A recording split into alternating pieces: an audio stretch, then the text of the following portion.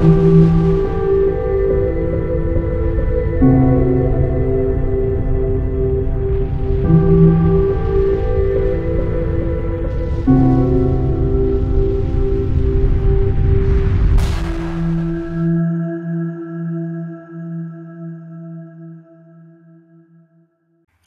bien, bonjour à tous, nous voici de nouveau réunis pour une nouvelle émission de Face à Face. Et aujourd'hui, mais je suis extrêmement content de faire cette émission avec quelqu'un que j'adore par-dessus tout. C'est une personne qui me ressemble un tout petit peu comme ça, puisqu'il a le même esprit que moi, chercheur de vérité dans beaucoup de domaines. Mais il est beaucoup plus fort que moi parce que lui, c'est un vrai chercheur, c'est-à-dire que souvent, il s'est appliqué physiquement à des recherches vraiment physiques. On va en parler sur ce qu'il fait. Bonjour Jérémy. Eh ben, bonjour Sylvano, et dis donc, quelle introduction! Bah, tu le mérites. Et puis on verra que tout le monde sera d'accord avec moi à la fin de l'émission. Alors Jérémy Donnen, et décris-toi un petit peu ton parcours jusqu'à aujourd'hui. Alors, déjà, merci de m'avoir invité, parce que quand je vois la qualité des intervenants et des chercheurs que tu as fait venir jusque-là, c'est toujours flatteur, et merci de m'inviter pour accorder de l'importance à ce que je peux bien raconter. Alors, sur ma présentation brièvement, donc Jérémy, j'ai 32 ans et demi. Alors moi, je viens à la base d'un début de cursus universitaire en bio, fac de bio classique si tu veux. Et très rapidement, donc ça m'a pas vraiment plu. En 2007, j'ai fait une formation, une super formation qui m'a mis les pieds à l'étrier. C'était une formation, alors tu vas dire que ça n'a rien à voir, mais tout est un petit peu relié. C'était une formation à la baobiologie, l'habitat sain et la géobiologie en Bretagne. Euh, et je parle de ça parce qu'aujourd'hui encore, les choses dont j'ai appris, je m'en sers tous les jours dans ma pratique, y compris en cabinet dont je parlerai, et notamment sur la détection sensible. Euh, aux baguettes, si tu veux, enfin tout ce qui va être de l'ordre de la baguette, etc. Parce que je trouve, on pourra peut-être en reparler, mais je trouve que j'ai eu la chance d'apprendre de manière extrêmement, si tu veux, concrète. Et ça, c'est très formateur. Donc, j'ai fait pas mal d'autres formations en France, en Allemagne. D'abord, effectivement, pour prolonger ce que j'ai appris en habitat sain, tout ce qui va être, si tu veux, gestion des pollutions électromagnétiques, la qualité de l'air intérieur, enfin, etc., etc. Et alors moi, j'ai toujours eu la chance, si tu veux, d'avoir des gens qui se présentent comme ça sur le parcours, qui viennent soit amender une théorie, une pratique qui était déjà existante, soit en autodidacte ou autre, ou soit pour m'apprendre des nouvelles choses. Et donc, petit à petit, avec ces rencontres de grande qualité, j'ai maintenant, depuis 3 ans, mis en place sur Metz un petit centre de bien-être avec mon associé. Et moi, je m'occupe de la partie donc naturopathie, parce qu'il faut bien dire quelque chose, hein. Donc, je me présente comme naturopathe. Et voilà, donc je reçois euh, en cabinet, voilà. Voilà. Mais c'est un très court raccourci. Parce Oui, que tu as oui. fait. Oui, bah, attends. De toute façon, on a déjeuné, on devait déjeuner ensemble. Ça a duré 5 heures, donc tu vois, et encore, on avait encore 1000 choses à se dire. Donc, Quand même. Oui, en 2 mots, si tu veux, moi, je vais te dire ce que je dis concrètement aux nouvelles personnes qui viennent me voir, par exemple, parce que je trouve que c'est important, parce que des naturopathes, il y en a plein, et il y a autant de naturopathie qu'il y a de naturopathes, et inversement. Moi, la première chose que je dis, parce que j'y crois, hein, donc, c'est que la pratique que je propose, hein, déjà, elle ne se base pas sur de la complémentothérapie, ce qu'on trouve beaucoup. C'est pas juste pour faire une critique, hein, Mais je commence par expliquer que ce qu'on va trouver chez moi, c'est pas de la complémentothérapie, c'est-à-dire que c'est pas de l'allopathie avec des produits naturels. Sinon, ça reste de l'allopathie, si tu veux, même si on n'utilise que de la phyto. Je veux dire, dans la façon de procéder, dans la façon de faire, on garde les principes de l'allopathie. Je ne critique pas l'allopathie, mais ce n'est pas ce qu'on cherche. Donc moi, ma pratique, elle est basée à 80%, premièrement sur l'électrothérapie, donc on pourra en reparler, mais c'est l'art et la manière d'utiliser des fréquences qu'on fait passer soit par un petit courant continu, soit, enfin il y a 3 méthodes de travail, soit par un mode distance qui utilise les ondes scalaires, soit par un procédé qui utilise en gros le fonctionnement du tube néon. Bon, pour faire très simple et très vite. Donc l'électrothérapie, parce que c'est vraiment quelque chose d'extraordinaire. Alors moi, j'ai rien inventé là-dessus. C'est-à-dire que ça existe depuis les années 30. C'est le docteur Reif, bien sûr, qu'il y en a beaucoup qui vont, j'espère, connaître. Le docteur Clark, qui a un petit peu démocratisé ça et rendu ça accessible au grand public. Et deuxième point, alors là, que je trouve aussi formidable, c'est l'eidopathie. Donc, je fais un petit coup de pub pour Yvon Combe et son site Système Eidos. Hein, c'était pas prévu, j'y gagne rien, mais ça vaut le coup.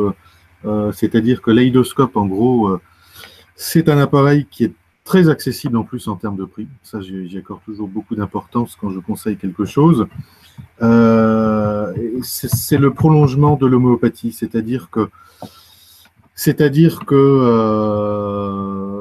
quand on parle d'homéopathie, pour aller très vite, on pourra rentrer dans les détails s'il faut, mais on en revient toujours à cette notion aussi de fréquence, hein, puisque l'homéopathie, ça va être vraiment l'art et la manière d'utiliser la fréquence d'un produit que le cerveau reçoit et ensuite il envoie des ordres en conséquence dans le corps. Et l'eidoscope, et donc l'eidopathie, c'est un petit appareil qui va permettre de recoder par les sons en plus. Alors là, il y a un petit parallèle à faire avec la matrice sonore notamment et l'invité que tu avais reçu. Donc c'est un appareil qui va permettre de recoder par des fréquences, enfin par des séquences sonores n'importe quel unitaire ou complexe homéopathique. Alors là, c'est génial parce que du coup, on a accès à 15-20 000 produits. On peut faire les mélanges qu'on veut. On peut même mettre en résonance le produit dans un point d'acupuncture, par exemple, puisqu'il y a aussi tous les points d'acupuncture. En fait, c'est un appareil qui convient aussi bien à celui qui va faire que de l'homéopathie, que de l'acupuncture, parce qu'on peut faire de l'acupuncture avec les sons, c'est ce que les Allemands appellent la phonophorèse. On peut faire de l'énergétique pure avec cet appareil, on peut faire un mix. Enfin, la seule chose, et c'est le seul bémol, mais bon, parce que enfin, ça c'est comme ça, c'est qu'il faut avoir des connaissances pour utiliser ça. À l'inverse d'autres appareils qu'on peut trouver, qui sont pour le coup donc beaucoup plus chers, c'est un appareil qui va simplement vous permettre de créer des complexes. Bon, on n'est pas obligé de faire des choses compliquées pour que ça marche, mais il faut quand même un minimum de connaissances, si tu veux, pour faire les complexes. Voilà. Bon, donc moi, voilà, c'est électrothérapie, enfin, tout ce qui est électro, l'eidopathie, ça c'est vraiment 80% de ce que je fais. Et parfois je me cantonne qu'à ça. Et pour lisser, pour accompagner, pour booster un peu ce travail, on va utiliser de la phyto, de la complémentation qui est réellement efficace, parce que je continue toujours à me former d'ailleurs en phyto et en aromato dans des cursus qui sont reconnus. Je ne sais pas que c'est important, mais c'est important pour les gens, donc il faut passer par là. Voilà, donc ça c'est ma façon de faire. Bon, alors il y en a plein d'autres, hein. Moi c'est ça qui me convient bien, et voilà. Alors, par exemple, on va donner un exemple concret. Tu t'es attaqué quelque chose qui fait beaucoup de dégâts, qui peut être assez impressionnant, hein. C'est la maladie de Lyme, donc la Borrelia qui est transportée par une tique. Bien que, je tiens à préciser que la Borrelia, c'est pas que la tique qui la transporte, on peut aussi la trouver dans les sols, dans l'eau, mais en France, c'est surtout via la tique. Et pour vous donner un exemple, moi j'ai une amie l'année dernière sur la plage, sa fille jouait avec ma fille, et elle a passé 6 mois sur une chaise roulante en Suisse avant de pouvoir se débarrasser de ça. Parce que ça peut être très, très virulent. Tu peux nous en dire un mot, toi, sur cette maladie de Lyme? Oui, alors moi j'y ai été confronté, si tu veux, tout à fait par hasard, il y a pile un an. C'était en octobre l'année dernière, par quelqu'un qui est venu aussi tout à fait par hasard, qui passait sur le trottoir et qui est rentré donc au centre. D'ailleurs, qui pourra, et je l'avais proposé tout de suite parce qu'on peut le mieux de parler que de soi finalement, et puis comme ça montre aussi que, enfin, parce que bon, quelqu'un qui parle de quelqu'un d'autre, c'est toujours quand même passer par son filtre au final. Donc c'est quelqu'un qui s'appelle Margot et qu'a priori tu recevras, donc je peux donner son prénom, qui est pharmacienne et qui est donc venue tout à fait par hasard pour la petite histoire, qui a la maladie de Lyme. Et moi, c'est celle que j'ai vue la plus contaminée, je dirais. Elle est plus jeune que moi. Elle était dans un état, mais vraiment absolument, moi, qui m'avait impressionné, c'est-à-dire des douleurs partout, plus de vie sociale parce qu'obligé d'aller au lit à 18 heures, plus de sport parce que, à cause des douleurs articulaires, elle ne pouvait plus conduire toute seule. Enfin, parce qu'après, bon, il y a des tas, enfin, il y a plus de 300 symptômes hein, pour Lyme quand même. Et au passage, je rappelle qu'il y a 600 Borrelia différentes hein, quand même, donc on en teste 3 dans le meilleur des cas.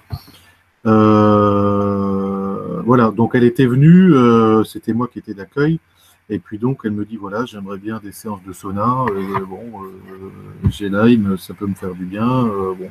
Moi je dis oui, effectivement, bon, enfin pourquoi pas, mais je lui ai dit je doute sincèrement que ça puisse vraiment avoir un effet spectaculaire. Par contre, je lui ai dit si vous voulez, on peut essayer de travailler en naturo, donc je lui refais l'explication que j'ai fait il y a 5 minutes, là, pour présenter la façon dont j'ai de travailler. Puis elle me dit, ben oui, on va tester. Et puis, bon, donc, un an après, alors très très vite, hein, au bout déjà de la troisième, quatrième fois, si tu veux, elle avait plus de symptômes du tout. Mais c'est ça la problématique avec Lyme, et j'y reviendrai, hein, mais c'est ça la problématique avec Lyme, c'est qu'après, quand on s'est vu, hein, alors les 2, 3 premières fois, c'était à 2 semaines d'intervalle, parce que là, il faut quand même faire ce qu'il faut. Et ensuite, on s'est vu tous les 3, 4, 5, 6, 7, 8 semaines. Là, je la revois fin décembre. Je pense que le prochain coup, ce sera quasiment avant l'été. Donc, on va vraiment mettre plusieurs mois. Et c'est ça la difficulté avec Lyme quand on travaille en électro ou dans d'autres méthodes qui marchent. C'est qu'on va, si tu veux, on va avoir du résultat assez rapidement, puisque ça a été fait pour ça. Hein. Ça, j'y reviendrai, l'électrothérapie, mais ça a vraiment été inventé pour ça à la base, donc dans les années 30, je le rappelle. Mais la problématique de la Borrelia, c'est qu'elle va avoir tendance à s'enfoncer dans le corps. Bon, il y a des bouquins là-dessus, il y a des choses qui ont déjà été dites, hein, qu'on connaît. Hein. Elle se planque dans des endroits où les antibiotiques ne vont pas, derrière les yeux, enfin bref, dans des kystes, dans des calcifications, dans des choses comme ça. C'est pour ça que les antibiothérapies, donc c'est pas moi qui le dis, hein, c'est dans des bouquins, ont du mal à fonctionner, y compris celles en huile essentielle d'ailleurs. Hein. Et puis en plus, ça coûte une fortune. Hein. Alors qu'un travail avec les fréquences, on est composé à 70% d'eau, les fréquences vont partout. Bon, après, il faut bien sélectionner les fréquences, ça c'est autre chose, mais les fréquences vont partout. Et donc, on arrive très rapidement en 2-3 séances à avoir des super résultats. Après, ce qui va être difficile, c'est d'aller chercher celles qui se planquent, les Borrelia qui se planquent, qui sont enterrées profondément dans le corps. Et bon, ça, c'est tout un travail qui se fait. Mais là, un an après, et donc elle en parlera mieux que moi, mais écoute, elle a même pu, jusque les 2 dernières fois qu'elle venait, 3 jours avant le rendez-vous, elle me disait, bah écoute, je suis content de venir parce que je sens que ça me retitille légèrement, mais ça c'est complètement normal, hein, c'est ce que je viens d'expliquer, c'est quand même un travail sur le long terme. Moi je ne pensais pas, sincèrement, je l'avais dit d'ailleurs, hein, qu'un an après, si tu veux, elle serait entre guillemets tranquille. Bon, c'est le cas du coup, hein, donc ça c'est intéressant. Voilà. Alors, juste pour la petite explication, quand je dis que ça a été fait pour ça, c'est ce que j'explique toujours, je vais prendre un exemple très simple, c'est que quand les ingénieurs des ponts et chaussées construisent un pont, hein, il ne faut pas qu'ils se loupent dans les calculs, parce qu'on a peut-être déjà tous vécu ça, enfin moi, quasiment tous les jours, quand je viens à Metz, quand je suis sur le pont de la Moselle dans les bouchons, avec la circule sur l'autre côté, puisque c'est l'autoroute, on sent clairement des vibrations. Bon, C'est-à-dire que quand on construit un pont, il ne faut pas se louper dans les calculs parce que sinon, la vibration qui est provoquée par les voitures qui passent, par la circulation, peut faire péter le pont. Ça, c'est déjà vu, hein. Heureusement, ça ne se voit plus beaucoup, mais enfin, ça, c'est déjà vu. Donc, c'est un effet de résonance, hein, c'est de la physique pure, hein, c'est pas bon. Et il se passe exactement la même chose avec les Borrelia ou toute autre bactérie, virus ou même champignon, hein. C'est une action profondément bactéricide, virucide et fongicide, microbicide, hein, l'électrothérapie.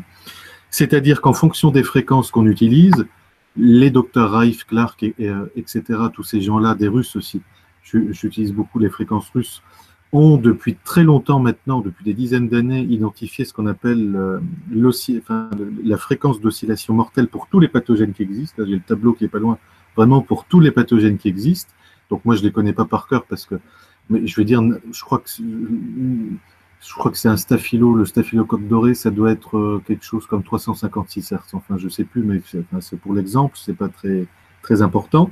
C'est-à-dire que quand vous allez faire passer du 356 Hz, même avec un signal qui est extrêmement faible, dont l'amplitude en volts est plus faible qu'une pile de lampe de poche, c'est pas ça qui compte, mais eh ben, ce pathogène va péter, tout simplement, parce que c'est un effet physique. Voilà.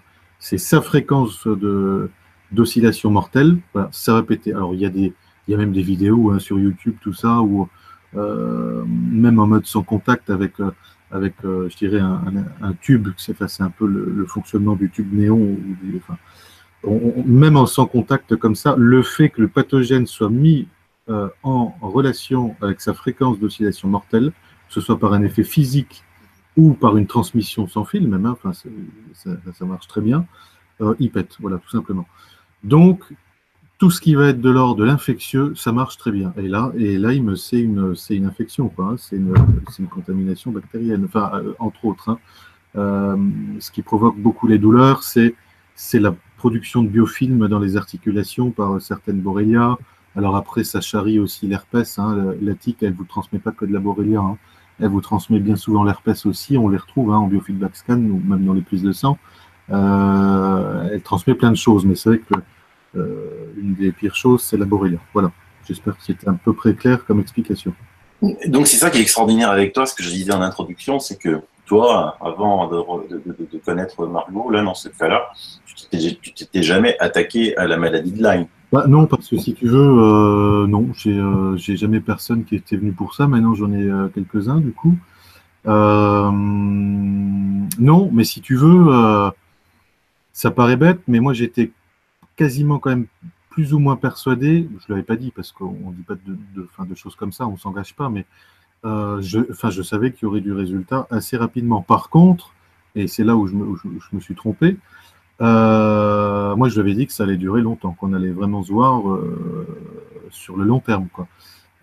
Alors, moi ce que je voulais dire aussi, comme je t'avais dit, ce n'était pas tellement le fait de parler de moi, mais de parler de la technique, hein. C'est-à-dire que, comme je t'ai dit, bon, ça existe depuis les années 30. C'est quelque chose qui est quand même connu, bon, qui a été un petit peu peut-être oublié, c'est dommage, mais enfin, il y en a d'autres qui utilisent. Et moi, la façon dont j'ai de procéder, c'est quand même du matériel pro, bon, qui coûte quand même un petit peu plus cher, qui est extrêmement, enfin, je crois que j'ai 22 000 fréquences à disposition pour travailler sur quasiment tout, même du non-infectieux. Donc ça, c'est un petit peu compliqué. Mais ce qui est intéressant, comme je l'ai dit en introduction, c'est que le docteur Clark, qu'on connaît, que beaucoup connaissent, hein, C-L-A-R-K, Hulda, qui est morte en 2009, elle a un petit peu démocratisé cette électrothérapie et elle a mis en place ce qu'on appelle un zapper Clark. Alors le zapper Clark, c'est quoi? Il faut que ça respecte trois spécificités. Déjà, c'est du 30 kg. Voilà. C'est-à-dire que comme j'ai dit tout à l'heure, moi j'ai 22 000 fréquences à disposition. Elle a dit, OK, on n'en prend qu'une seule qui va vraiment agir sur un maximum de choses dans les spécificités techniques qu'on demande de respecter. Donc du 30 kHz, hein, ce qu'on appelle, du 30 000 Hz, ce qu'on appelle du 30 kg. Un signal carré, hein, c'est-à-dire que ce n'est pas une sinusoïde, c'est un signal carré, hein, pour générer un maximum d'harmoniques impaires.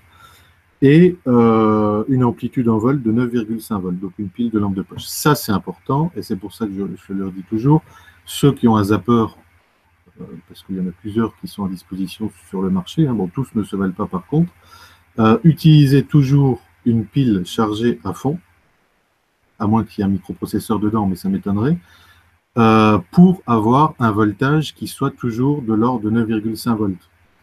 Si c'est une pile qui va être chargée plus qu'à moitié, il n'y aura plus que 6 volts dedans, c'est plus la même chose, hein. C'est dommage quand même.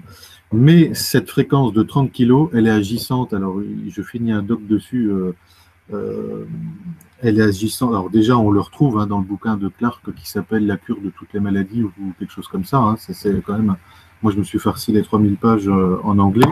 Mais c'est vrai que les traductions qu'on trouve en français, elles sont plutôt bien. Elle a écrit 2-3 bouquins comme ça. Elle réexplique un petit peu tout ça dedans. Donc, elle parle du 30 kg, elle donne toute une liste de problématiques sur laquelle ça agit bien. Il y en a plein d'autres qu'elle n'a pas dit, notamment la détox du mercure. Hein, ce 30 kg marche très bien. Voilà, donc ce que je veux dire, c'est que on peut tous travailler en électrothérapie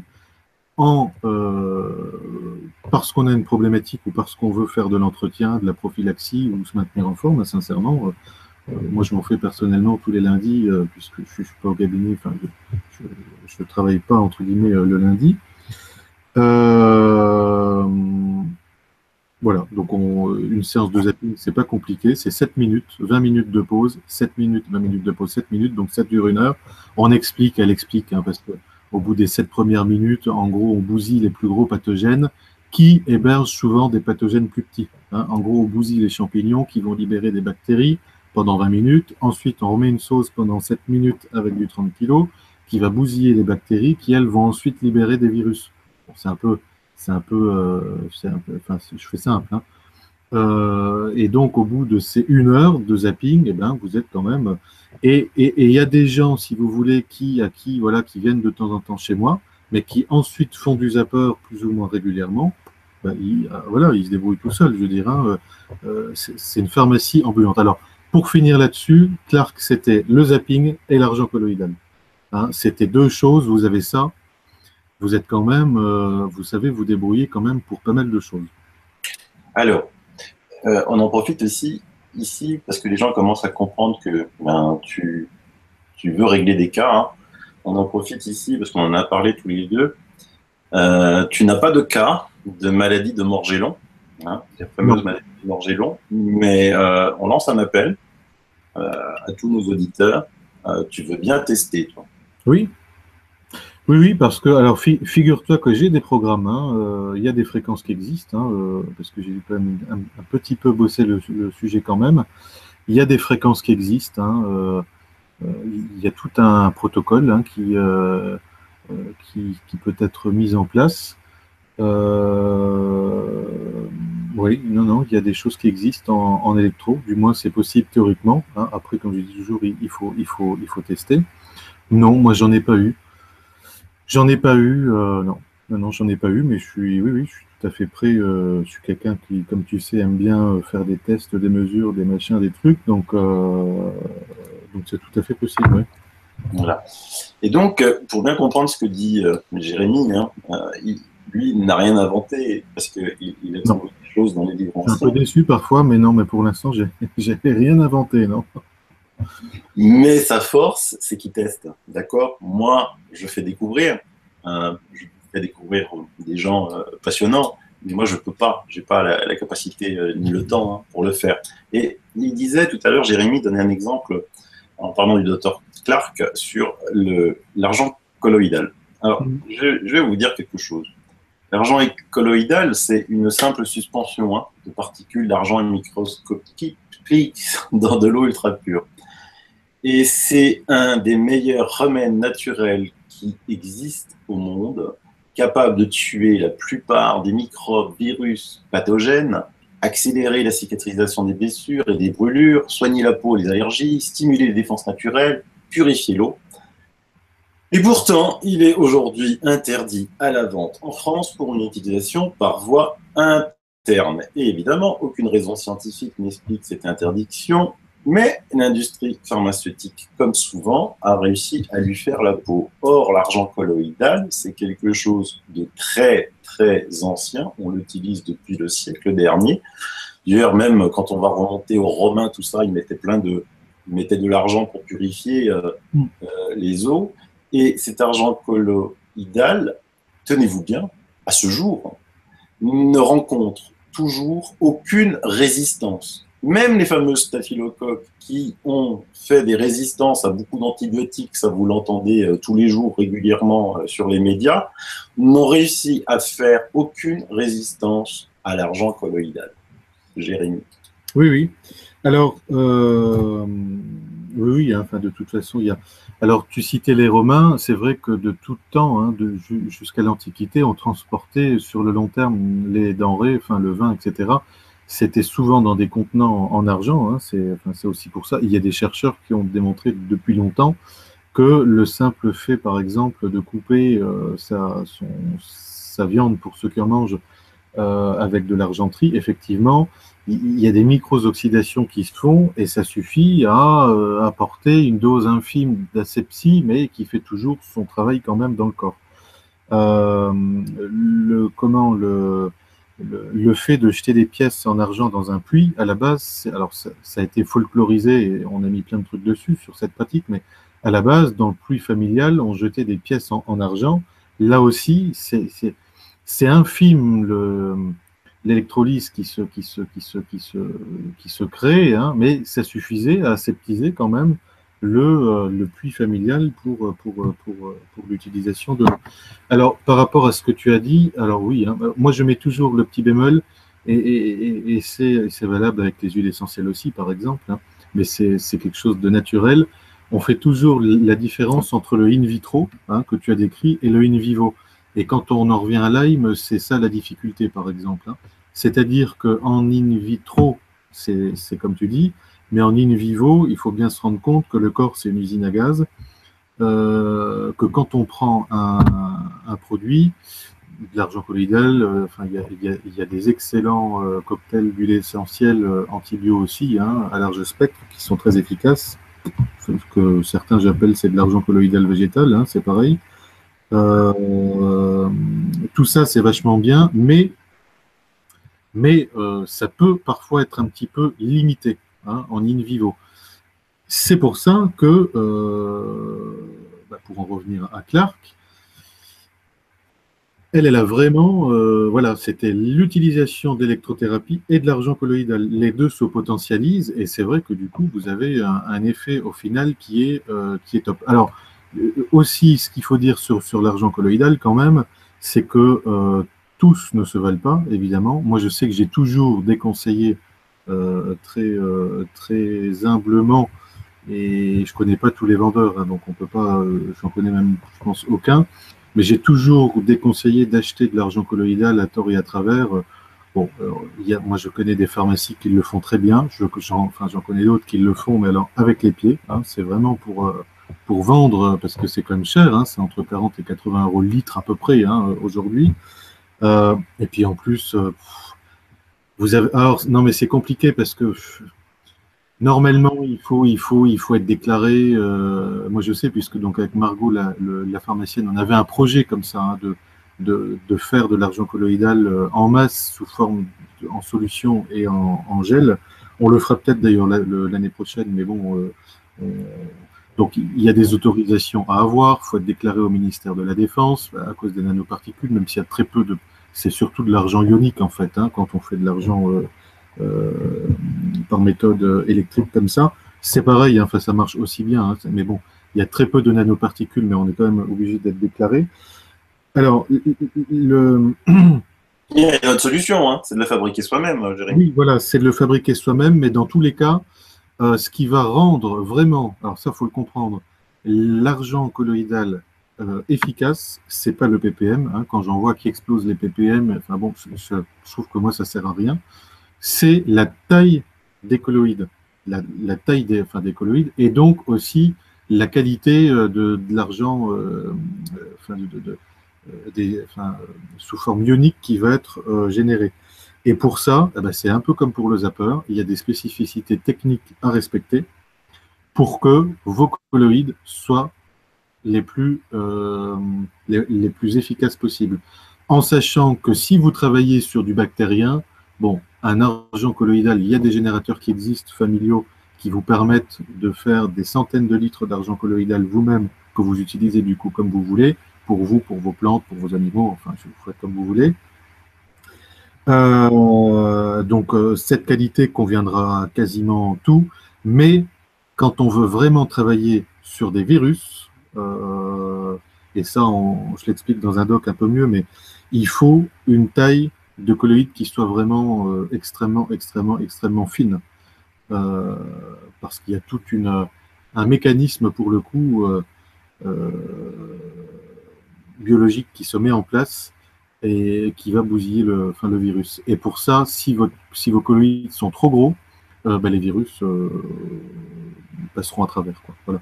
Mais c'est vrai que d'une manière générale, moi je dis toujours aux gens, pour ceux qui ont un petit zapper, un petit générateur, ou alors qui arrivent il y a des pharmacies qui font de l'argent colloïdal a priori de bonne qualité, mais c'est vrai que c'est pas. Et puis de toute façon, ça coûtera toujours plus cher de l'acheter.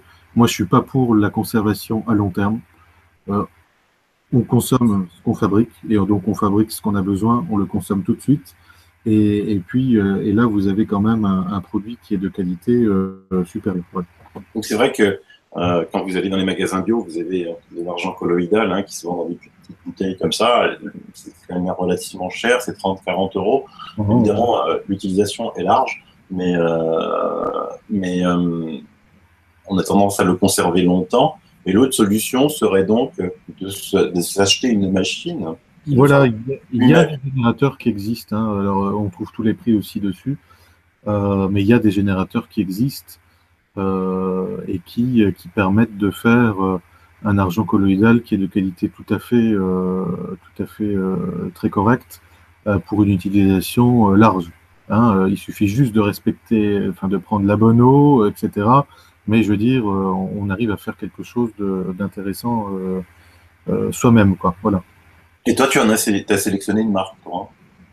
Oui, alors moi je travaille avec une marque ça fait plus de 10 ans que je travaille avec, puisque je connais bien le professeur Mayer de chez Rome Électronique, hein, c'est allemand.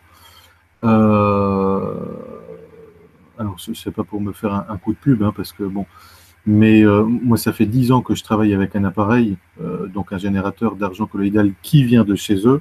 En 10 ans, donc enfin non, pas 10 ans, puisque j'en fournis depuis 2008-2009. J'ai eu deux retours, quoi. J'ai eu deux retours et c'était pour une diode qui marchait plus, un truc comme ça. Donc bon, c'était pas un retour sur le principe de l'appareil, mais bon, enfin comme ça peut arriver, un petit défaut technique sur quand même plusieurs dizaines de vendus, donc au moins. Oui. Alors après, il y a d'autres marques, hein, enfin il y a d'autres. Moi, Et là, la gamme de prix, c'est à peu près quoi? C'est entre 200 et 300 euros, et puis on l'a à vie, quoi. C'est moins que ça. Pour te dire, jusqu'à présent, et depuis 2009, je le fournissais à 250, que moi je trouve vraiment pas cher, hein, sincèrement, parce que ça permet de faire des centaines de litres avant de changer uniquement les barrettes d'argent, hein, c'est-à-dire que vous gardez l'appareil, vous changez simplement les deux. Moi, le mien, depuis 2009, je n'ai pas encore changé les barrettes, hein, c'est pour te dire.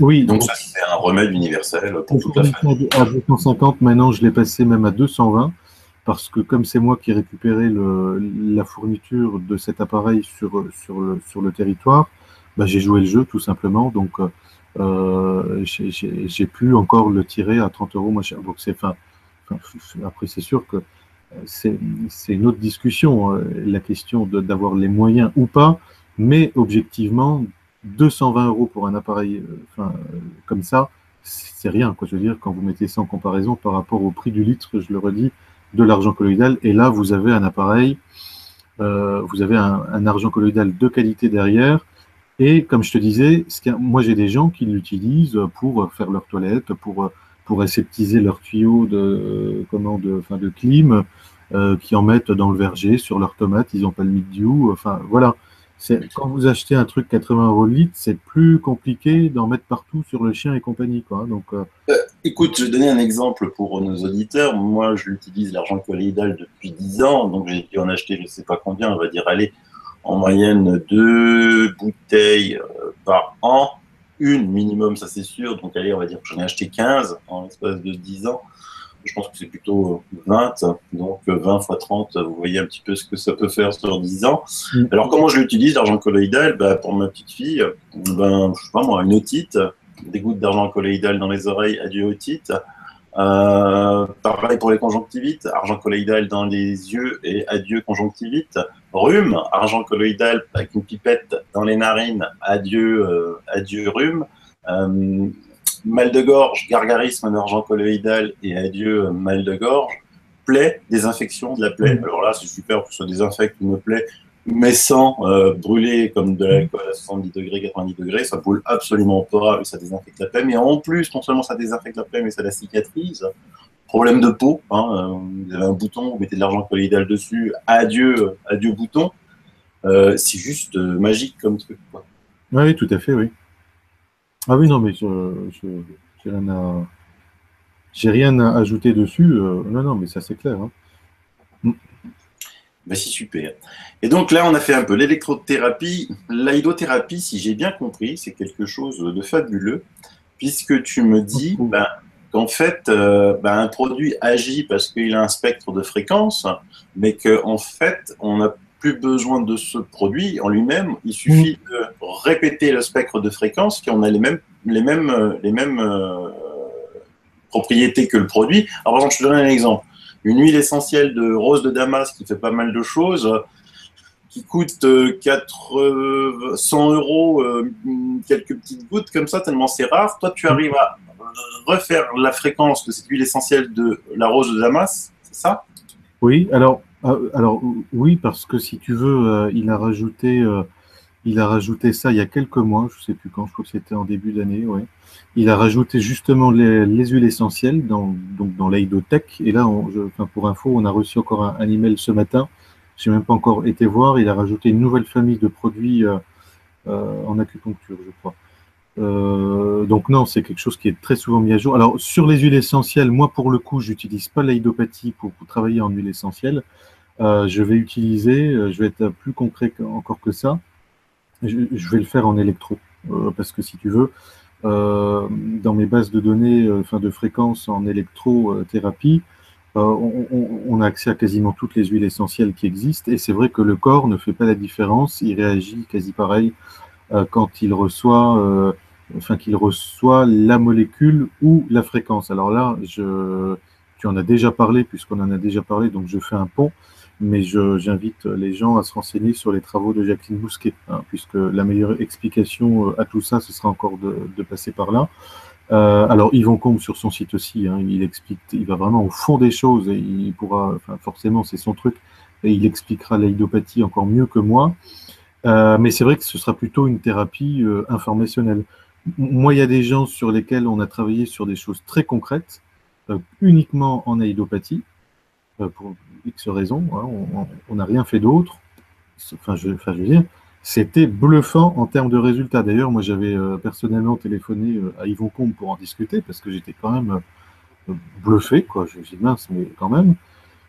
Et lui, il me disait, donc sans parler à sa place, mais m'expliquer qu'effectivement, la simplicité de la méthode, où vous avez besoin que de l'eau de robinet, puisque la fiole qui se met dans l'aïdoscope, vous mettez de l'eau, moi je mets de l'eau de robinet dedans, je prends même pas une eau, bon.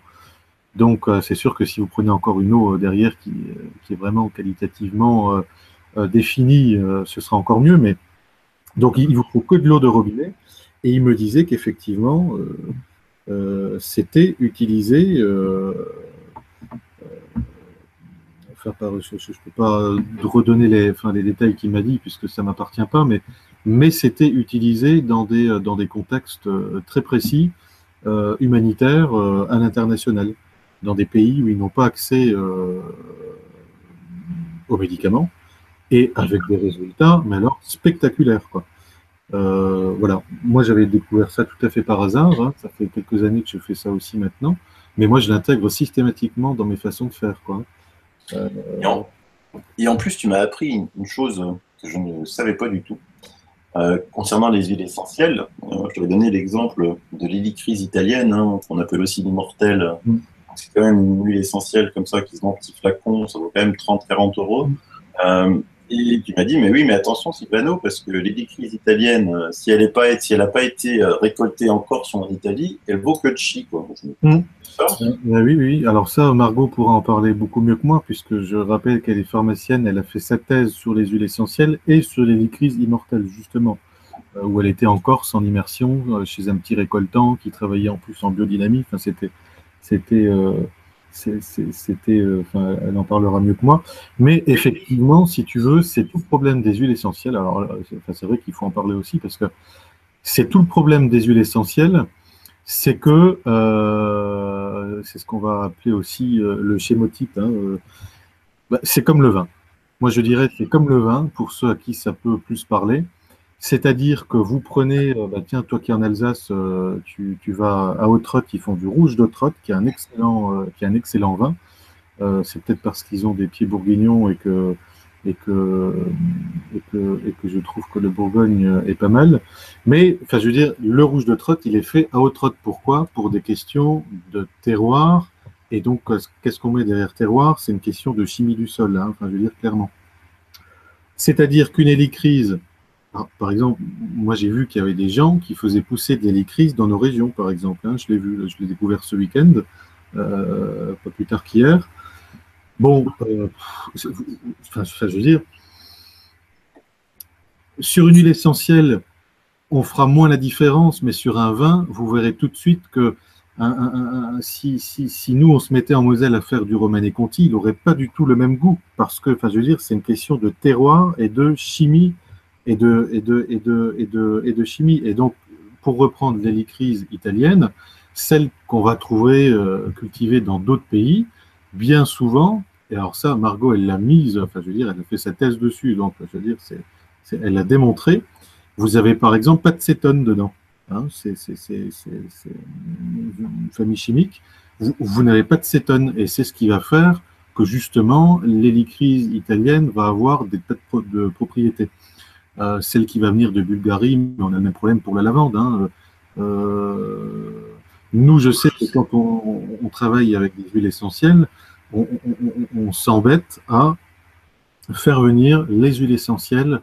Enfin, on va faire venir du pain de Patagonie, on va faire venir du laiton du Groenland et de la cruche du Canada. Alors, si tu veux, personne ne fait ça.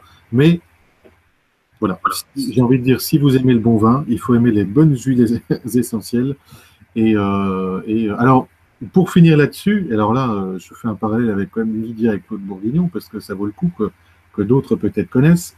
Eux, ils ont quand même démontré, alors là, ça vous montre, si vous voulez, pour quelque chose qui est top à la base, les huiles essentielles ou le vin ou ce qu'on veut, il y a une multitude de problématiques qui entravent leur bon fonctionnement. Hein. On a parlé tout à l'heure, on a dit que la différence entre l'in vivo, enfin entre l'in vitro et l'in vivo, c'est un premier frein quand même qu'il faut savoir prendre en compte, sinon vous serez déçus. Le deuxième frein, c'est la provenance des produits, donc des huiles, parce que si vous utilisez des huiles, vous ne vérifiez pas les provenances, et croyez-moi que ce n'est pas si simple. Même chez les producteurs bio, machin, ça n'a rien à voir. Donc ça, c'est compliqué. Et deuxièmement, quand je parle troisièmement de Lydia et Claude Bourguignon, c'est qu'ils ont bien démontré qu'un sol, si vous voulez, hein, dans les vignobles par exemple, qui n'était pas en agriculture bio, l'utilisation des produits phytosanitaires bousille complètement le terrain et a tendance à le durcir. Donc vous avez les racines des vignes, je parle des vignes, mais on a la même chose pour tout le reste, parce qu'il y a un tas de plantes pour faire des huiles essentielles qui sont cultivées, donc on a la même problématique. Vous avez les racines qui ne s'enfoncent plus dans le sol, chercher justement dans le terroir les molécules qu'il nous faut pour les effets qu'il nous faut, mais qui vont rester comme ça en surface, parce que le sol s'est durci à cause des produits phyto. Bon. On a la même chose pour les cultivateurs de plantes, parce que tout le monde ne fait pas d'huile essentielle avec des plantes sauvages, etc. Et ça se trace, ça se vérifie, ça se... Bon, donc voilà, je pense qu'il fallait le dire. Alors, pour conforter tes propos, j'ai une pharmacie que j'ai convertie un petit peu au bio depuis une vingtaine d'années pour aller acheter des produits, parce qu'ils ont quand même des capacités, eux, bien supérieures.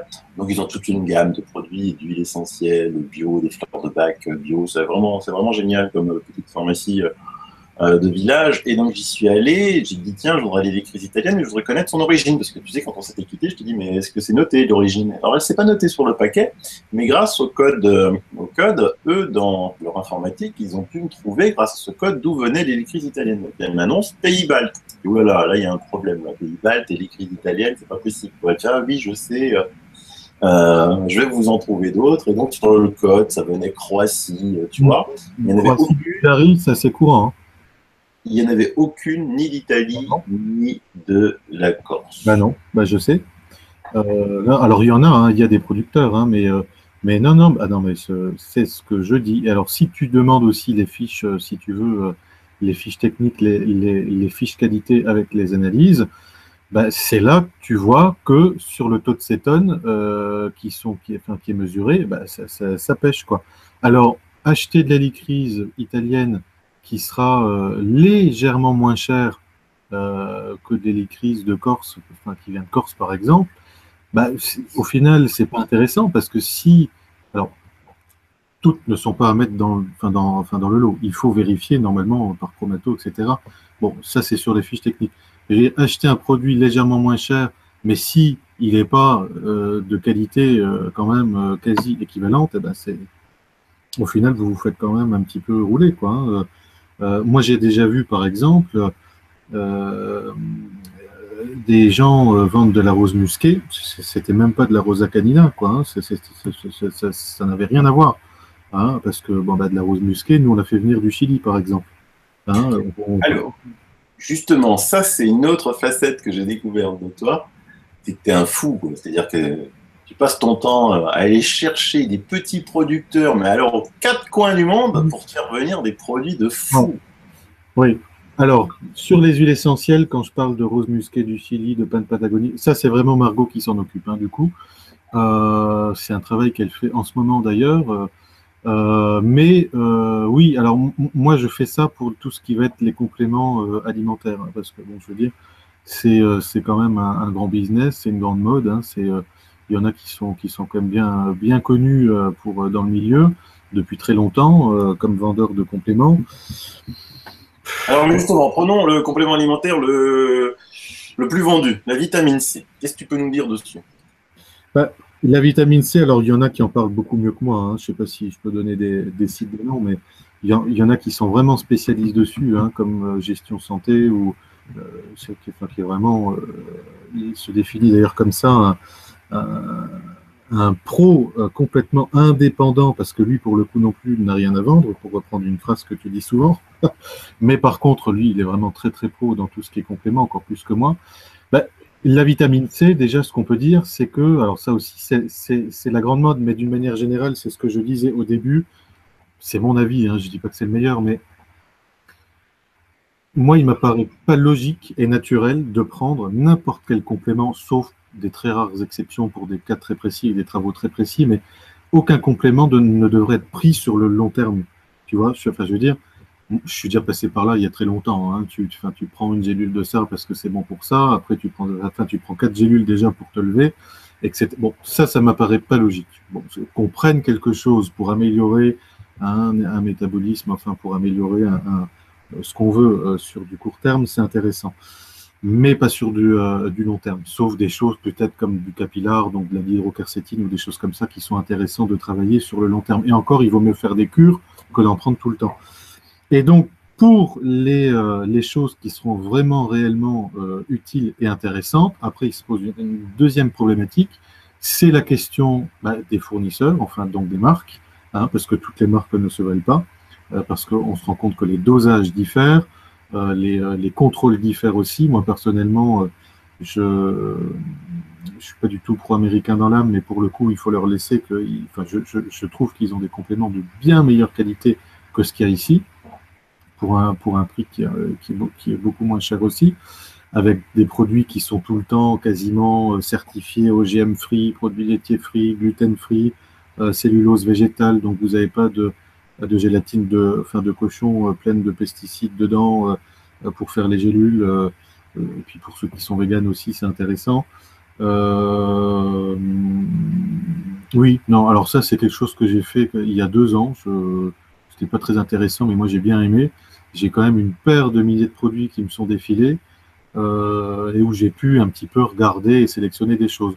Pour finir sur la vitamine C, de toute façon, moi, je conseillerais toujours de la prendre sous forme liposomale, hein, c'est-à-dire que ce sera pas de l'acide ascorbique, ce sera plutôt de l'ascorbate de sodium qui sera encapsulé dans une molécule grasse qui va permettre une lécithine, qui va permettre de passer un petit peu toutes les barrières de la peau. Bon, ça c'est bien expliqué, hein. Il y en a d'autres qui en ont parlé depuis longtemps, j'ai encore rien inventé là-dessus non plus. Et ce qui va lui permettre d'avoir une diffusion maximale quasiment identique aux injections de vitamine C que peuvent faire les Allemands, et je travaille beaucoup avec les Allemands, donc j'en sais quelque chose. Voilà. Sur la vitamine C, oui. Oui, oui. Alors, Il y a un bouquin qui existe d'ailleurs, un petit bouquin qui donne une méthode pour la fabriquer soi-même. Moi, je l'ai déjà fait. Pour moi, c'est valable. Faut s'équiper avec du matériel qui ne coûte pas une fortune non plus. Et du coup, vous économisez aussi beaucoup parce que c'est quand même très cher la vitamine C, même quand on l'a pas cher. Enfin, c'est très cher. Tout est relatif, mais je veux dire, c'est pas ce qu'il y aura de moins cher, quoi. Voilà. alors, ce que tu as parlé à un moment de quercétine et de caterpillar. Ça, c'est un produit extraordinaire. De capillar, parce que caterpillar, c'est pour pas être oui, le capillar. Ben, le capillar, c'est un médicament russe à la base. Sylvano est parti. Non, c'est un médicament russe à la base. Je dis un médicament parce que c'est vraiment, il me semble, hein, c'est un médicament chez eux, en Russie, qui est très utilisé pour travailler sur le débouchage, je veux dire ça comme ça, de tout le système capillaire, hein. C'est quand même 80% du système circulatoire global. Et la molécule active, c'est de la dihydroquercétine. Finalement, j'utilise plutôt de la dihydroquercétine que le capillar, qui peut être plus difficile à faire venir et puis il faut en prendre plus. Et on trouve notamment sur le marché américain des produits à base de dihydroquercétine, légèrement de piperine et puis de vitamine C directement, qui permet je trouve, un travail plus complet. Voilà. Alors, l'action de cette molécule est assez fantastique, hein, parce que moi j'étais justement en train d'en chercher, mais je trouve pas, parce que j'avais des boîtes de quercétine qui venaient de Russie, hein. Ça travaille, mais vraiment surtout le système lymphatique, mais dans une capillarité très très fine. Oui, oui. Alors pour le coup, encore une fois, hein, moi, vraiment, j'arrive dans les derniers là-dessus. Il y en a plein d'autres qui en ont parlé. Dogna, notamment, en a parlé aussi. Il a fait des articles pas mal, hein, depuis longtemps dessus. Oui, oui, non, non, c'est si tu veux, c'est le pendant interne des bains de Salmanov, hein, qu'on peut faire en externe, en complément ou pas d'ailleurs, bon, qui demande une petite logistique quand même à mettre en place. Et pour ceux que ça intéresse, c'est tous les travaux du docteur Salmanov. Donc, il y a un gros bouquin qui existe dessus, La médecine des profondeurs. Et c'est vrai que c'est la base, hein, c'est vraiment, vous avez un système circulatoire, donc capillaire compris, hein, là où le cœur ne pompe pas, hein, dans ces 80%-là. C'est une pelote, hein, de laine, enfin, c'est une pelote de fil qui fait 100 000 km dans notre corps quand même. Mais c'est vrai que 100 000 km. Ouais. Wow. C'est vrai que c'est essentiel, enfin ça paraît logique, mais c'est essentiel d'avoir un système circulatoire capillaire compris qui fonctionne bien, ne serait-ce que pour emmener tout ce qu'il faut là où il faut, dans toutes les parties du corps. Enfin voilà, non, c'est essentiel. Et donc ça, c'est tout le travail de. Bah, j'étais à une foire là ce week-end, une foire bio, là je faisais un tour. je trouve que c'est bien complémentaire au bol d'air Jacquier, par exemple aussi. Hein, le bol d'air Jacquier qui va lui, bah, c'est le complément parfait, puisque tout ce qui va être bain de Salmanoff ou prise de capillare, ça va vraiment déboucher les tuyaux. Et le bol d'air Jacquier va vraiment optimiser l'oxygénation, lui. Hein, il n'agira pas sur le système circulatoire, il va faire en sorte que votre oxygénation soit, si tu veux, au top, quoi. Hein, donc, Et René Jacquier, l'inventeur du bol d'air Jacquier, a découvert ça, mais d'une façon complètement hallucinante, puisque c'était un chimiste de formation. Et en fait, sa fille avait une coqueluche très, très, très, très grave. Et les médecins ne pouvaient plus rien faire pour elle. Elle était au bord de la mort. Et puis quelqu'un lui a dit, écoute, si tu veux sauver ta fille, t'as qu'à prendre l'avion. Donc il dit, mais t'es fou, qu'est-ce que tu me racontes, toi? Je lui dis, non, mais attends, vas-y, va prendre l'avion, tu verras, la coqueluche sera guérie. Et il s'est dit, qu'est-ce que tu me racontes? Je lui dis, oui, oui, la pressurisation, dépressurisation, va le faire. Bon, de toute façon, comme il n'avait rien à perdre et qu'il faisait tout pour sa fille, c'était normal. Mais il a pris l'avion au courrier, qui a eu pressurisation, dépressurisation, vous savez, ce qu'on faisait aux oreilles. Et sa fille, quelques jours plus tard, a guéri de la coqueluche. Donc évidemment, un chimiste, tout comme toi, il a voulu étudier, mais qu'est-ce qui s'est passé dans ces moments-là? Et effectivement, il a mis au point une machine qui s'appelle donc le bol d'air Jacquier, qui est vendu par les laboratoires holistes en France, qui sont dans le 21, je crois. Holiste. Holiste. Non, bah, holiste.com, ils sont à 3 km, enfin, ils sont à 10 km de chez moi, hein, justement. Hein, c'est chez toi, je croyais que j'étais sur Ah non, oui, ils sont à Châtel-Saint-Germain. Hein, donc, le site holiste.com qui vend les bols d'air Jacquier, c'est ceux que j'ai vus ce week-end, là, justement, et c'est vrai, même moi, je ne le savais pas. Hein. Donc, ils m'ont dit, mais nous, on est à Châtel-Saint-Germain, c'est juste à côté. Enfin, voilà, donc. Ah, mais ils sont géniaux. Hein. Et donc, moi, je m'en suis acheté un bol d'air Jacquier. Puis alors, ben voilà, adieu grippe, adieu tout ça. Quand t'es pas en forme, une petite non. Nous, on n'en a pas au centre, mais je vais en mettre un dans sur le projet sur lequel on travaille et dans les autres locaux là qu'on va avoir bientôt. Je vais en mettre un en bas dans le shop, en accès, si tu veux. En accès. Oui, ils en vendent avec des modèles, avec des cartes. Oui, voilà, c'est ça que je vais mettre. Ouais. Non, parce que je trouve que c'est vrai que c'est.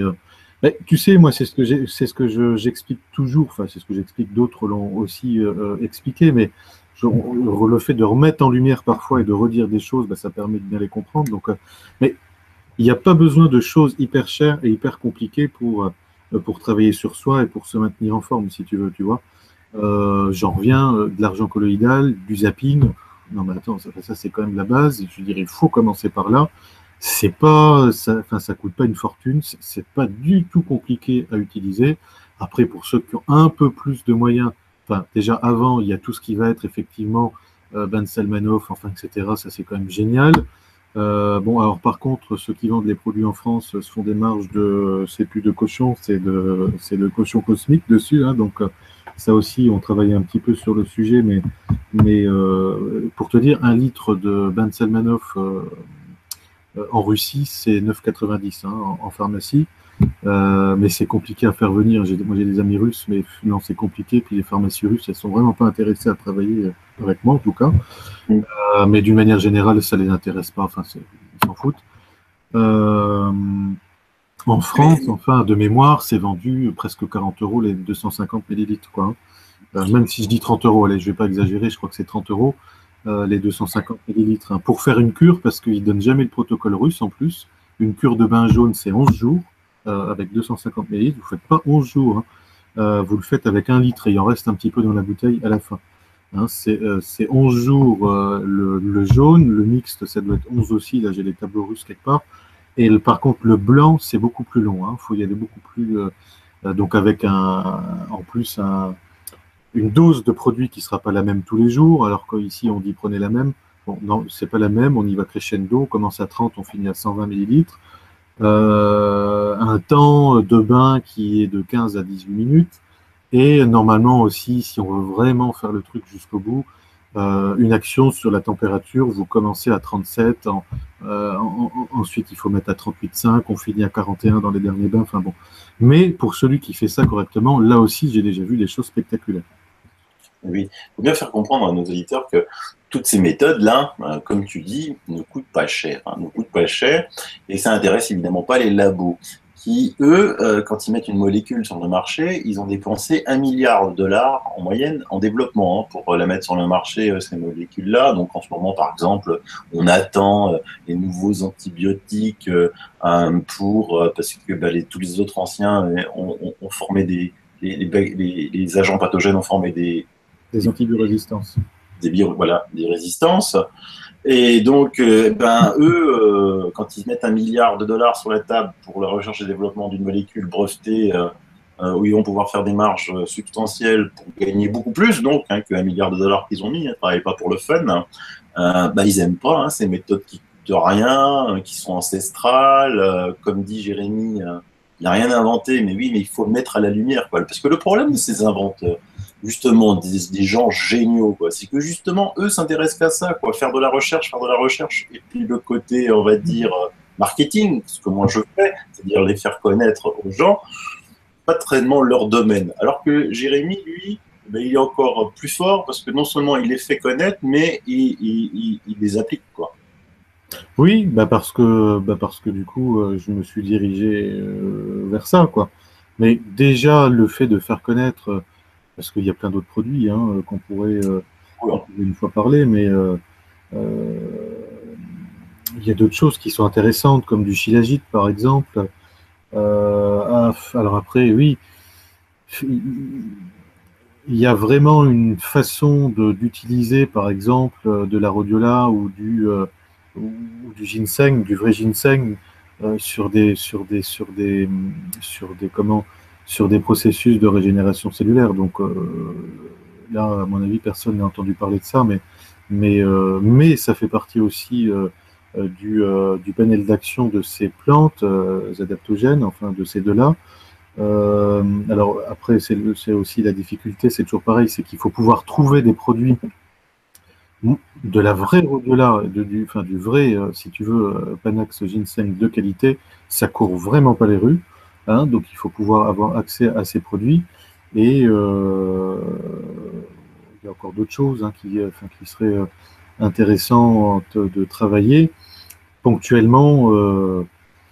Ouais, non, même si je te dis, pour moi, le cœur de métier, c'est pas de la complémentothérapie, mais parfois, effectivement, ça peut être utile de booster ou de lisser un travail. Je veux dire, faire du zapping chez soi et prendre de l'argent colloïdal, c'est déjà top, mais parfois, on peut avoir l'utilité de se faire une petite cure de vitamine C liposomale ou de shilajit ou d'autres choses, quoi, je veux dire. Donc, alors justement, toi, tu as un centre à Metz.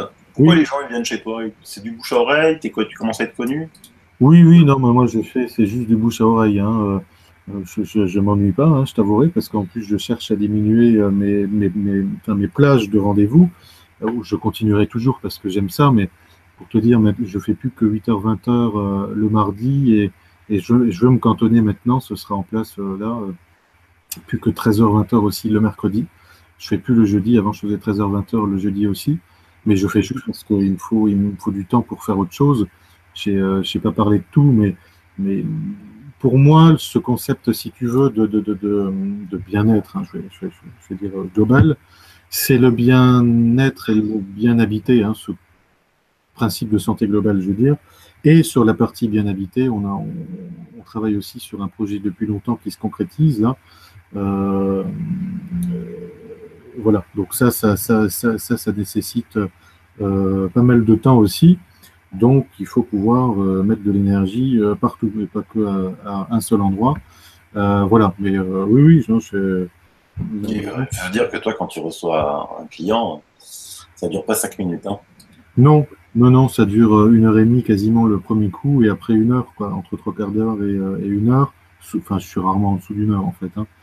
Et comme je me prévois 15 minutes de battement entre chaque rendez-vous, généralement, c'est pas pour faire une pause. Donc oui, voilà, ouais. Et donc, tu as plein de projets. Et en fait, oui. Il y a plein de sujets. Non, il est très fort, le Jérémy. Oulala, si vous saviez. Oui, non, mais ce qui est bien, c'est que c'est complémentaire avec tout le reste et avec les autres, parce que Alors, ça aussi, c'est un truc qu'il faut quand même pas oublier. Il faut qu'il y en ait pour tout le monde. Il faut que, enfin, je veux dire, moi, je dis pas que je réussis tout non plus, hein, parce que il faut bien comprendre que le thérapeute, quel qu'il soit, c'est un tiers. Ça, c'est comme ça, hein. Il faut l'intégrer. La méthode, c'est un tiers. Et le troisième tiers, ça va être la personne qui vous avez en face. Hein, et au niveau de l'alchimie, je veux dire ça comme ça, c'est un grand mot, mais au niveau de l'alchimie qui se fait, et, donc entre la personne, entre le thérapeute et entre les techniques, ou qui ne se fait pas d'ailleurs. Hein. Ça, c'est comme ça. Bon, en deux mots, mais ça, il me semble qu'Yvan Combe en parle aussi sur son site, hein, Système Eidos, parce qu'il écrit beaucoup, il a fait des bouquins aussi. Moi, je ne le connaissais pas, je trouve que c'est dommage, peut-être qu'en fait, bon, mais il mérite à être connu, donne des explications pas mal.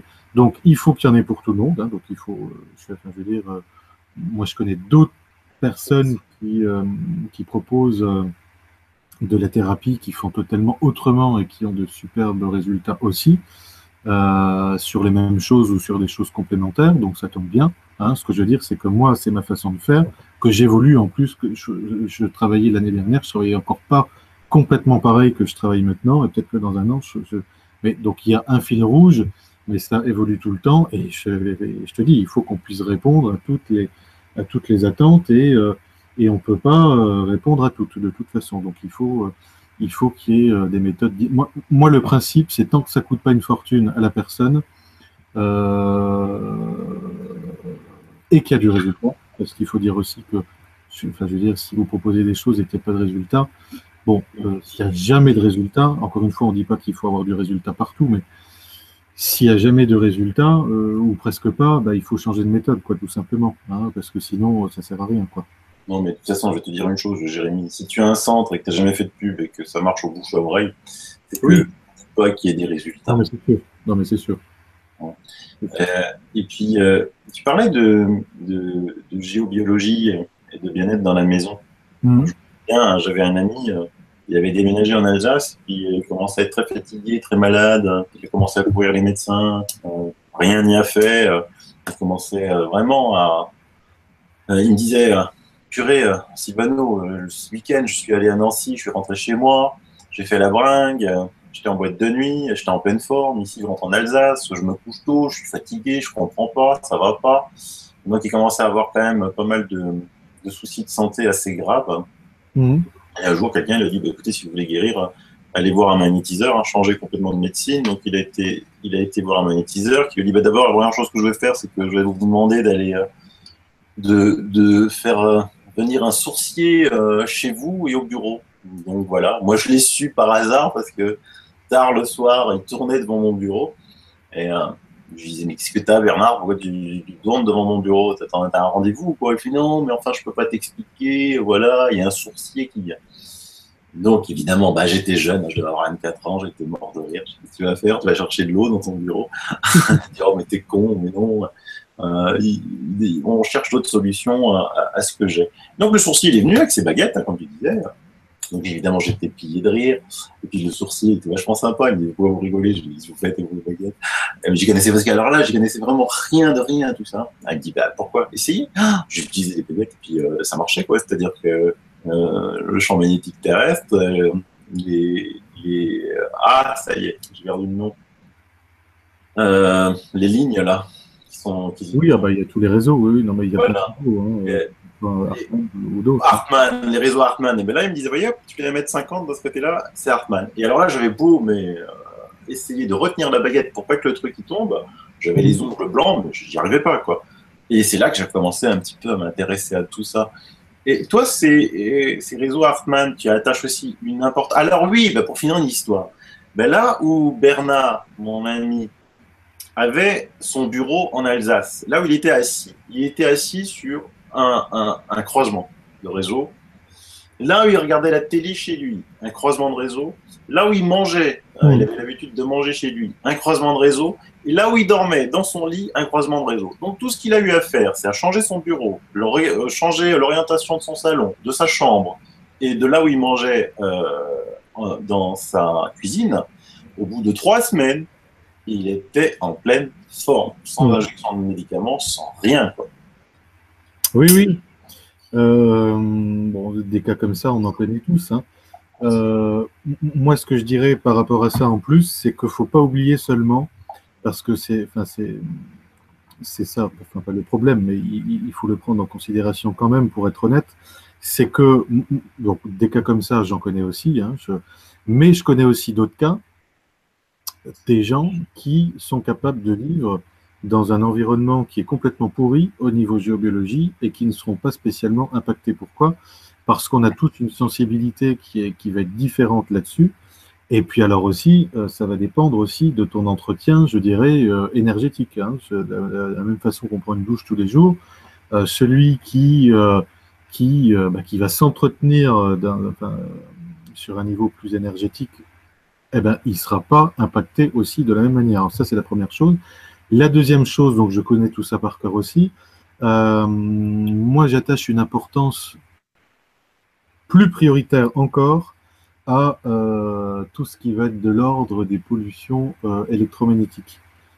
Pour moi, je ne dis pas que le reste, on ne regarde pas, hein. Je dis que le reste, on regarde en deuxièmement, que le premièrement pour moi, hein, enfin pour moi et puis pour d'autres, ça va vraiment être, parce que le problème, c'est qu'on vit dans une jungle électromagnétique qui est intense depuis longtemps, le sens de l'histoire ne va pas en plus dans un changement par rapport à ça. Il y aura toujours plus d'antennes relais, il ne faut pas rêver. Il y aura toujours plus de Wi-Fi, enfin, etc.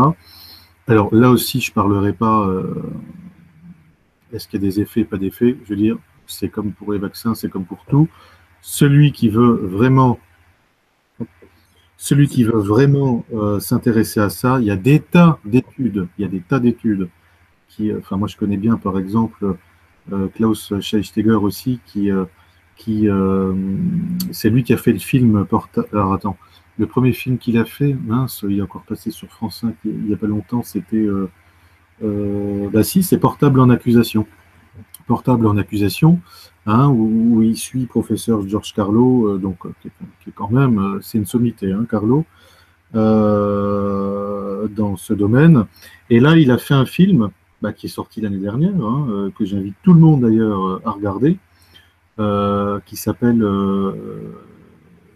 Thank You for Calling, merci d'avoir appelé en français, et qui est un peu la suite de ce premier film. Je t'enverrai un DVD si tu veux, Sylvano, je dois encore en avoir, qui est la suite de ce premier film, qui est détonnant. Mais alors, parce que Klaus, c'est quelqu'un qui a écumé aussi tous les pays à la recherche, enfin, il connaît beaucoup de monde, les chercheurs, les machins, des Grecs, des Allemands, des Américains, enfin bon. Donc, déjà sur ce point, moi, j'en parlerai pas, parce que je ne veux pas perdre de temps ni d'énergie là-dessus, je fais juste ma petite mise au point. Ça a été archi démontré depuis très longtemps, de façon en plus très précise, les mécanismes néfastes des impacts des champs électromagnétiques sur le corps, hein. Voilà, donc moi je vais plutôt m'intéresser à leur impact et à leur gestion dans un environnement pour commencer, que ce soit chez toi ou au travail, en sachant que le reste est quasiment géré en même temps. Voilà, moi il me semblait quand même important de préciser ça. Et donc, qu'est-ce que tu fais? Qu'est-ce que tu fais, toi?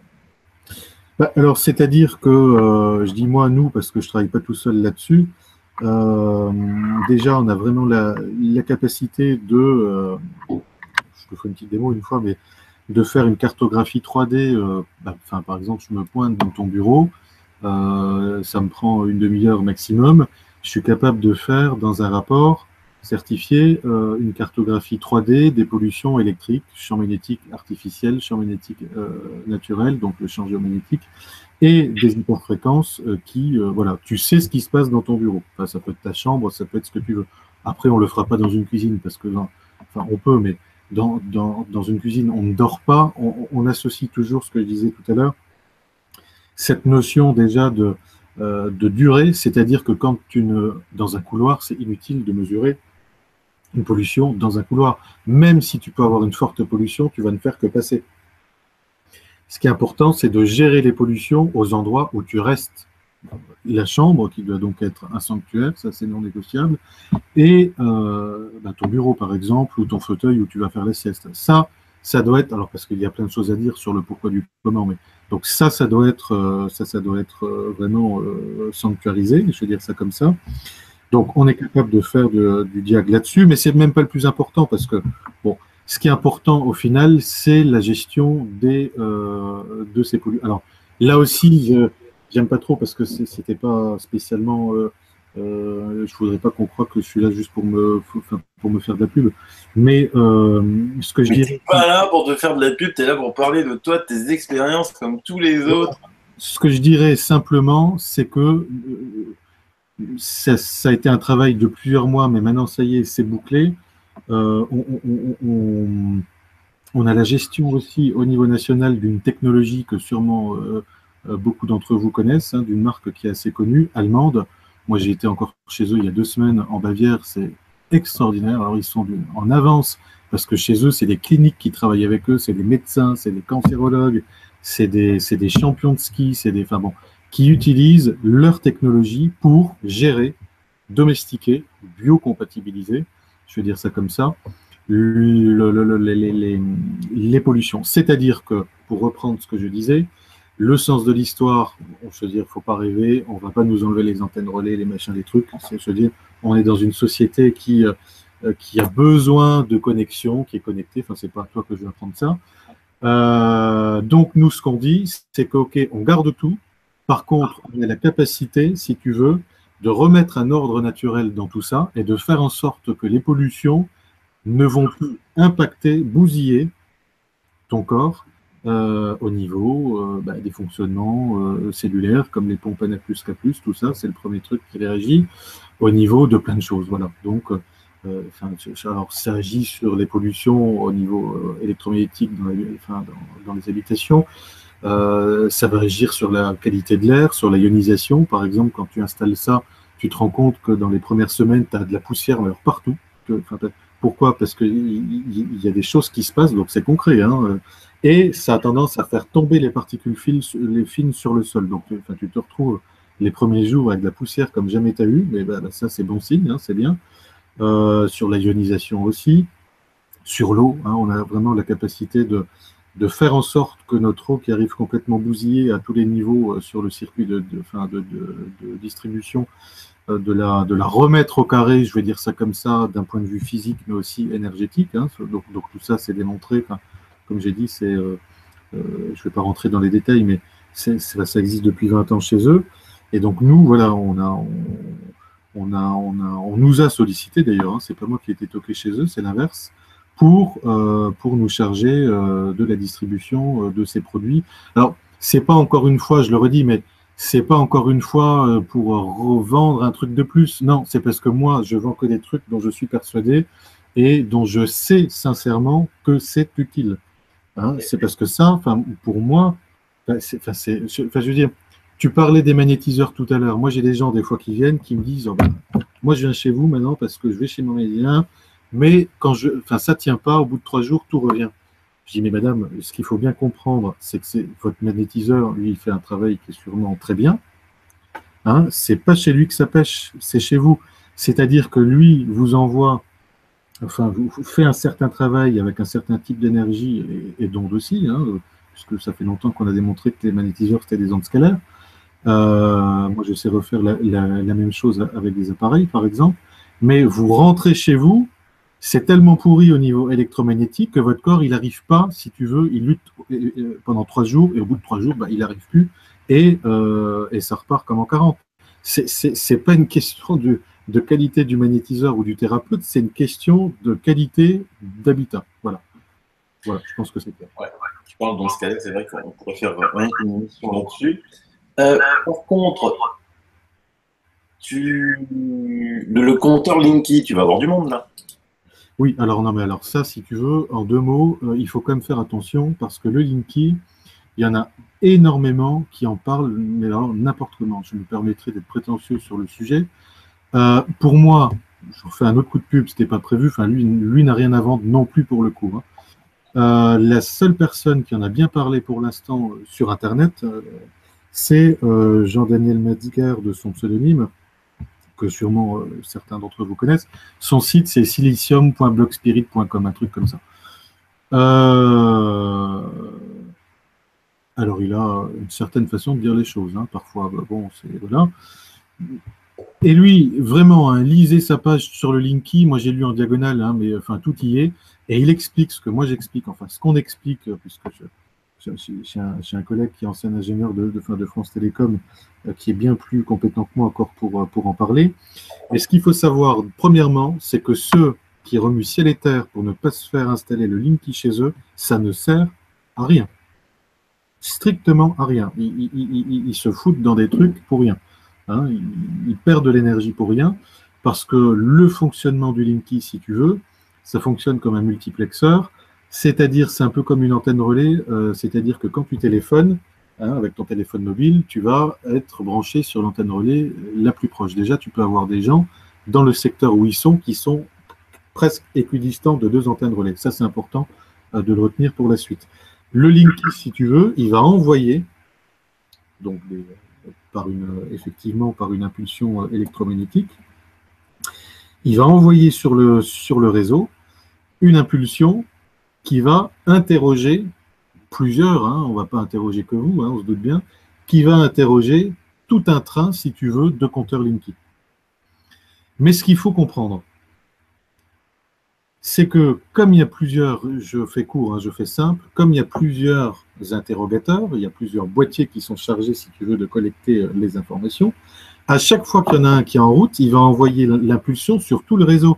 Ça veut dire que même si on n'appelle pas ton compteur Linky à la base, tu vas quand même recevoir l'impulsion chez toi qui va se répandre dans tout ton système électrique, si tu veux. C'est-à-dire, pour reprendre mon exemple du début, c'est que quelqu'un qui va se battre pour ne pas mettre le Linky chez lui, mais il sera protégé de rien, puisque son voisin qui va avoir le Linky, de toute façon, son compteur va être interrogé aussi, et donc, toi qui n'as pas fait installer ton compteur Linky, tu vas recevoir les interrogations. Tu vois ce que je veux dire? Tu reçois. Voilà. Alors, la solution, c'est tout simplement de faire installer un filtre. Il y a des filtres qui existent. Hein. Jean-Daniel Metzger en donne. Moi, mon collègue connaît d'autres inventeurs qui en ont mis sur le marché. Je ne sais plus les sites. Donc, c'est quelque chose qui va vous coûter comme quelques centaines d'euros. Mais vous faites installer ça à l'arrivée du courant dans la maison. Ça va filtrer si tu veux, la gamme de fréquences, l'impulsion sur sa gamme de fréquences Linky. Voilà, tout simplement. Pour le reste, tout est géré par la technologie dont j'ai parlé avant. Pour le Linky, voilà, c'est ça. C'est-à-dire que c'est comme d'habitude, quand on manque parfois des bonnes informations, on va passer des heures à monter le truc en mayonnaise pour rien, parce que de toute façon, je le redis, si vous ne faites pas installer le Linky chez vous, ça ne change rien. Voilà.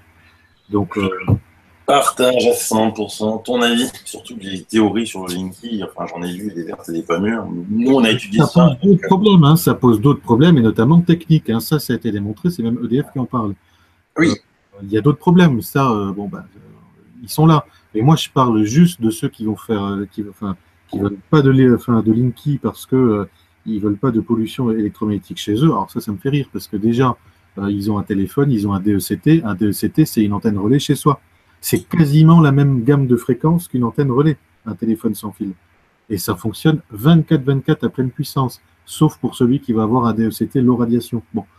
Donc déjà, il faut s'occuper de ça avant de s'inquiéter du Linky, très sincèrement. Voilà, moi c'est ce que je voulais dire là-dessus. Tu as bien fait, il y en a des choses chez nous. Jérémy, je sais qu'avec toi on peut parler 5 heures, mais tu sais, les émissions face à face, on dépasse déjà l'heure 30. Hein. Oui. De toute façon, on a encore plein de choses à se dire. On va se revoir, je vais voir Margot, et on va se revoir parce qu'on a mille choses à se dire, comme d'habitude, toi et moi. Si ça peut rendre service à certaines personnes pour que justement, ne serait-ce que leur faire découvrir d'autres façons de penser, d'autres façons aussi d'aborder un petit peu toutes ces thérapies, naturopathie, etc. Ben, écoute, c'est tant mieux, c'est le but. Hein. Mais oui, c'est le but. Et puis, on lance un appel pour si quelqu'un a la maladie des morgellons, Jérémy, je mettrai de toute façon bon, je sais pas, qu'est-ce que je mets, ton centre sur YouTube. Oui, bah, de toute façon, moi, on me trouve facilement hein, sur Ouais. Facebook, partout. Oui, oui, non, mais que ça passe par toi ou directement par moi, oui, oui, moi, je veux bien tester tout ce qu'on veut, hein, donc il n'y a pas de souci. On l'avait bien compris. Eh ben, je vous dis merci. Au revoir à tous. Un grand merci, Jérémy, hein. Ça a été passionnant comme Je vous d'habitude. remercie de m'avoir écouté jusqu'au bout. Mais de rien. Et puis, je te dis à bientôt. Et à À bientôt à tout le bientôt. monde. Bye Salut. bye. Au revoir.